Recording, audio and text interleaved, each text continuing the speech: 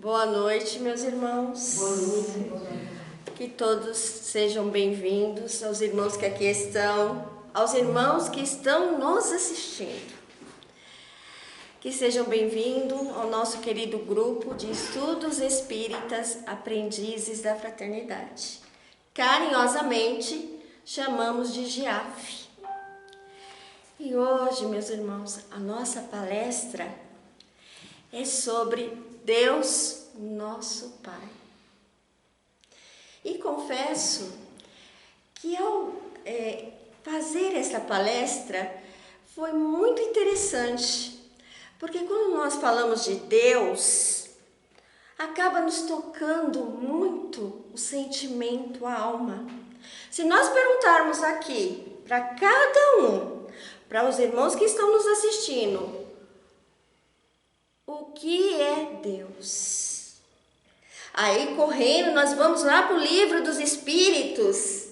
Na primeira pergunta, o que é Deus? Deus é a inteligência suprema, causa primária de todas as coisas. Deus é o princípio, Deus é tudo. Mas se nós perguntarmos ao nosso íntimo, o que é Deus para nós? Cada um poderá ter respostas diferentes, porque Deus, Ele também faz parte do sentimento, daquilo que estamos sentindo.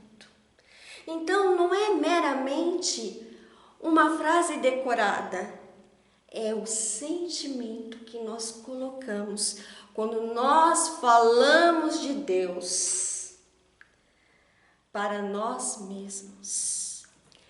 E aí, me fez lembrar como será que era naquelas épocas longínquas, quando o homem surgiu na Terra.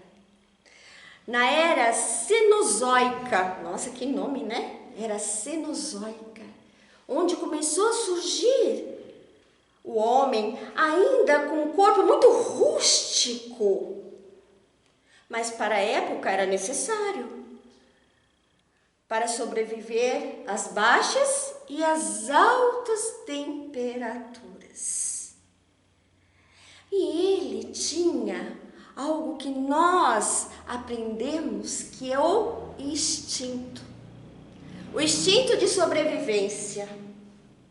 Não havia ainda o germe da inteligência, do raciocínio, mas sim a intuição, o instinto para sobreviver. E aí foi se passando milênios, muito tempo se vai nessa era cenozoica. E passados anos e eras, eis que surge já um homem diferente, já com semblantes leves, menos pelo no corpo. E aí surge a inteligência. Surge ali o germe do raciocínio. E aí começa a época de criação. Homens da caverna desenhavam, faziam pinturas nas paredes da caverna. Eles começaram a criar materiais para que pudessem estes materiais serem usados para o dia a dia, para a caça, para a pesca. Então, começou ali o germe da inteligência. E ela se propagou diante dos anos, das eras. E aí, meus irmãos, nós chegamos a um termo da Bíblia. Eu não sei se os irmãos já tiveram a oportunidade de abrir, de conhecer a Bíblia, o Velho e o Novo Testamento. Mas ali, como ali é chamado dos arianos, época do povo ariano, onde já é mais parecido conosco o semblante. E é nessa época, entre que aqui se encontravam várias civilizações, principalmente os egípcios. E os egípcios, na época, eles acreditavam em vários deuses e cultuavam vários deuses. E aí, nossos irmãos, que ali estavam, os hebreus, na época, eles também começaram a cultuar os deuses. Mas eis que surge Abraão. Abraão ouvia uma voz. E essa voz dizia: Abraão, sou eu. Quem és? Sou eu, teu Deus. E ele, num misto de emoção e de receio: o que queres, Senhor? Quero que ensine ao meu povo que existe apenas um único Deus sobre a terra. E Abraão abraçou esta missão de levar para o seu povo e ensinar que havia somente um único Deus. Mas eis que naquela época eles acreditavam que Deus era um Deus que castigava, era um Deus severo, era um Deus que punia os seus filhos. E todos tinham receio, tinham medo.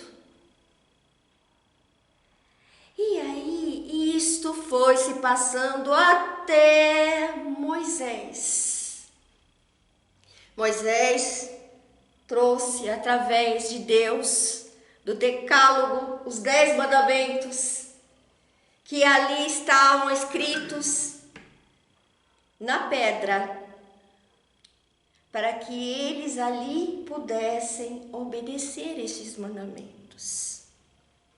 E eu não sei se vocês recordam, quando Moisés desce do Monte Sinai e vê ali o povo que aguardava ele, porque ele ficou 40 dias e 40 noites, e todos diziam: Moisés morreu, Moisés morreu.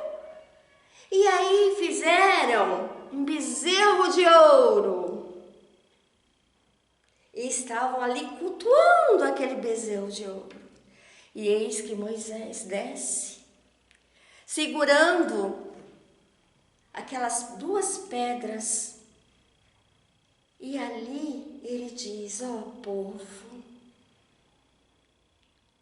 por que fazes isto? Pois trago a vós a direção que Deus nos trouxe. Mas vós, em vez de esperardes, o que fazem?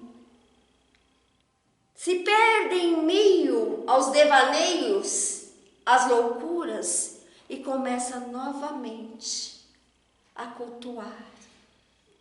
E eis que nesse momento houve uma tribulação na terra, e que a terra começou a se abrir como um terremoto, um pequeno terremoto, e muitos ali acabaram ficando e morrendo naquele terremoto.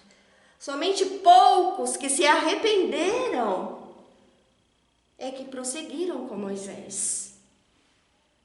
Então, tudo isso fez ainda curtir cada vez mais que Deus realmente era um Deus muito severo,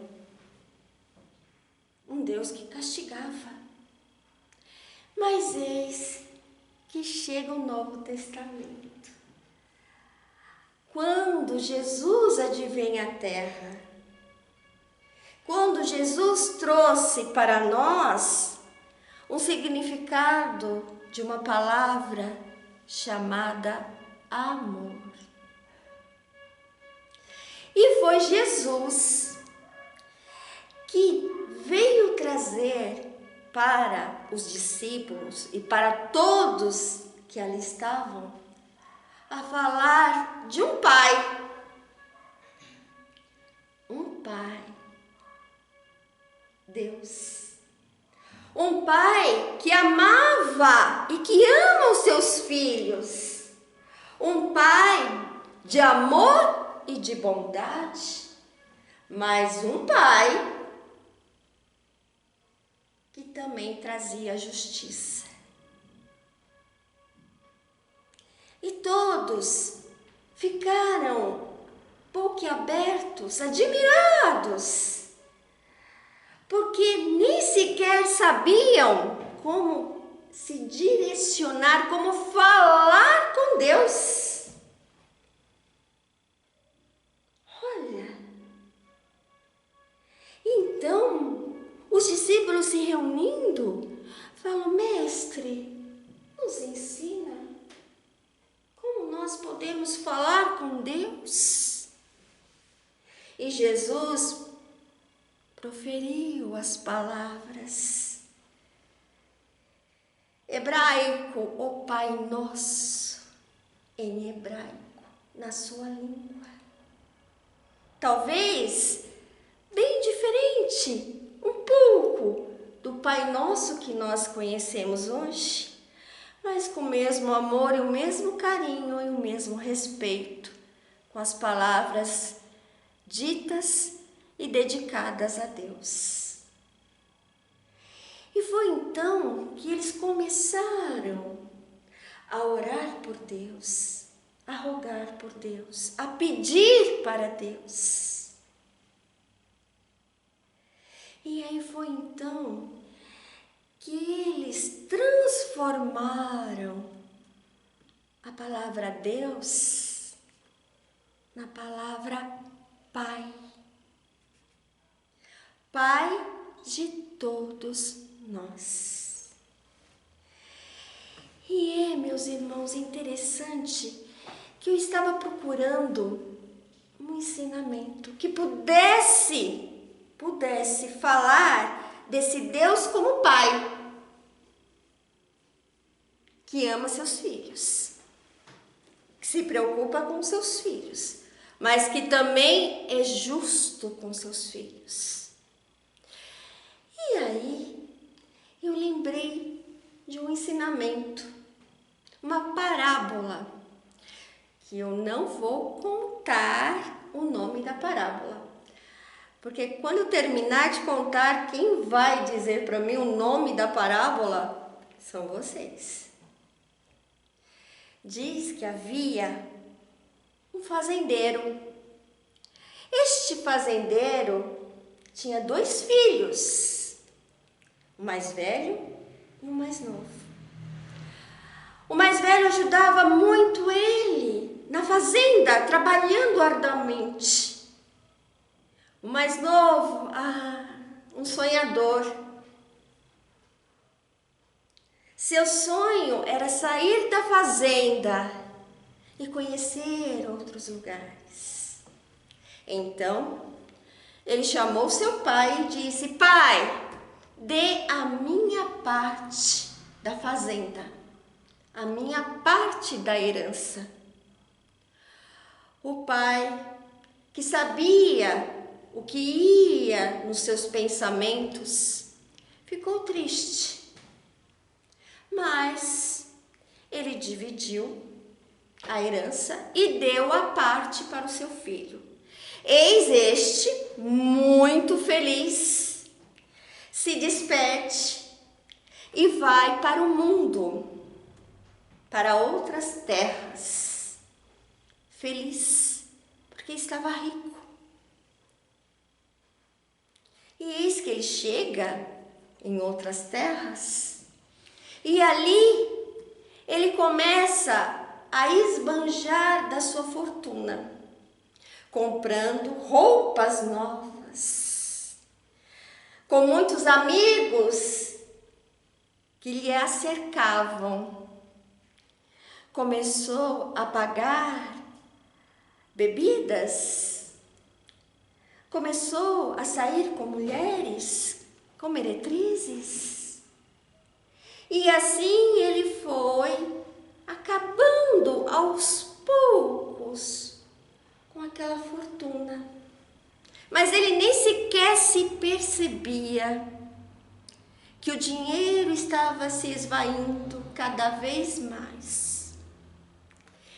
E eis que quando naquelas terras houve uma grande crise e uma grande fome se ali instalou, eis que nós vamos ver este homem tão novo, mas que já não tinha mais nenhum tostão. Sua fortuna havia se esvaído. Então procurou os amigos que bebiam com ele, que festejavam com ele. Mas onde estão esses amigos? Sumiram todos. E ele então precisou, para não morrer de fome, procurar um emprego, algo, para que pudesse se sustentar, mas não achava por causa da crise. E eis que então ele pede por misericórdia de um homem, um fazendeiro que cuidava de porcos. E pede para que ele possa trabalhar ali para cuidar dos porcos, pensando ele: eu alimento os porcos e o que sobrar eu me alimento.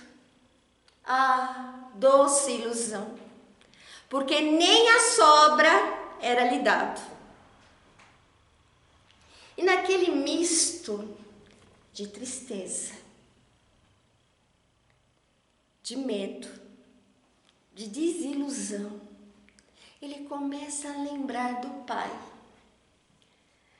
E aí ele lembra: poxa, na fazenda de meu pai, todos os seus trabalhadores, que na época chamavam de jornaleiro, mas vamos chamar de trabalhadores, todos eles têm um alimento em sua mesa. Todos eles têm um lugar para morar, para pernoitar, para descansar. E ele pensa: Senhor, não sou digno de que meu pai me aceite como filho, mas vou dizer a ele: Pai, pequei contra o céu e pequei perante ti. Me aceite não como filho, mas como humilde trabalhador. Então, decidido a mudar, ele segue em direção à fazenda do pai, andando, passando pelo frio, pela fome. E ali, entre ele e os pensamentos, um misto de como o pai iria lhe receber. Então, depois de passados muitos dias de viagem, ele chega próximo à fazenda. O pai, ao ver um homem que ali estava longe, percebeu: será que é meu filho? Será que é o meu filho que está vindo? E vai em direção a ele. E ele, o filho, começa a correr em direção ao pai. E ao chegar perto, ajoelha, mas o pai nem deixa que ele se ajoelha, pois dá-lhe um abraço e um beijo. Então ele diz: Pai,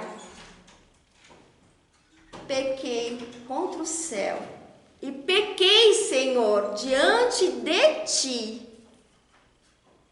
Não sou digno que chamastes de filho, mas me aceite, Pai, como humilde, um simples trabalhador na sua fazenda. O pai estava tão feliz, mas tão feliz, que chama o servo e diz: tragam roupas, tragam sandálias, tragam o anel da família para que seja colocado em seu dedo, pois meu filho estava perdido e foi achado. Meu filho estava morto e reviveu. E pediu para que o servo preparasse o maior bezerro cevado. Sabe o que é um bezerro cevado? Um bezerro gordo, para que pudesse celebrar o retorno do seu filho à sua casa. E assim foi feito. Mas o filho mais velho, que estava distante na fazenda trabalhando, ao chegar perto da casa, percebeu o movimento, a alegria, risos, e perguntou para o servo o que está acontecendo. E o servo contou a ele: seu pai está comemorando porque o seu irmão retornou. Então ele pediu que matasse um bezerro para que todos pudessem comemorar a sua chegada. O filho mais velho não gostou nada disto. Ficou enciumado. Não entendeu o porquê o pai estava a fazer aquilo. Então, quando seu pai percebeu o que estava acontecendo, foi ao encontro do filho mais velho. E ali ele disse: o que foi, meu filho? Pai, vós achais justo?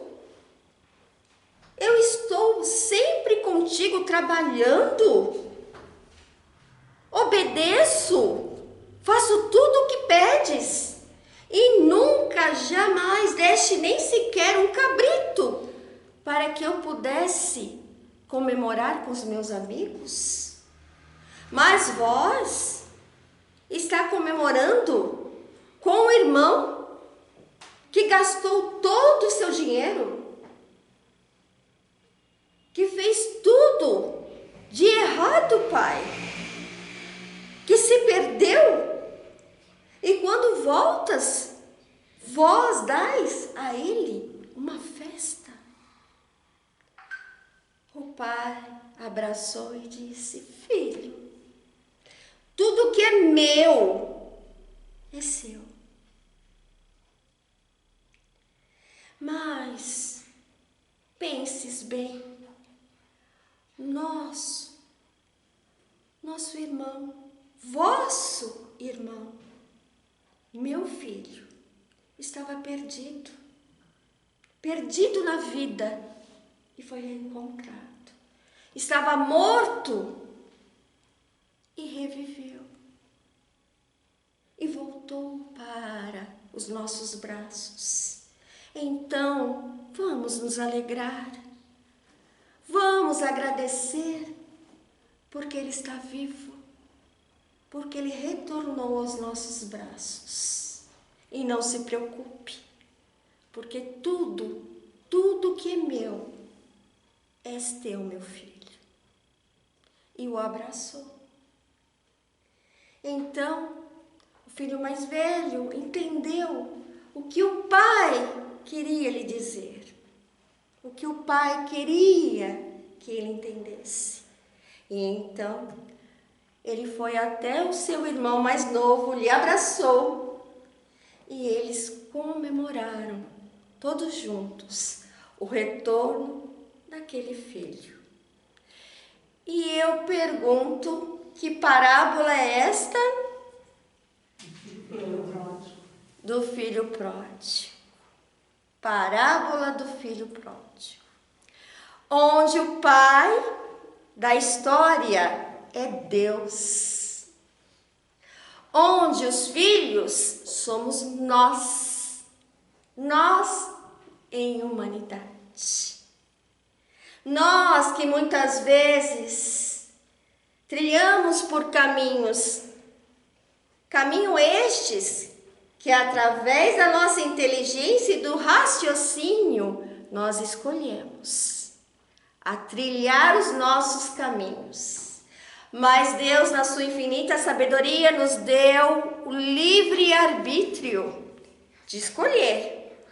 Mas como é um Deus de justiça, Ele nos pede a responsabilidade dos nossos atos, daquilo que fazemos. Mas Ele sempre espera aquele filho que muitas vezes se encontra perdido, que muitas vezes se encontra em meio à turbulação da terra, à convivência da terra, aos bens da terra, aquilo que cega os olhos e o coração. E Deus o espera, sempre de braços abertos, com alegria, porque Deus é bom, Deus nos ama, mas Deus também é justo.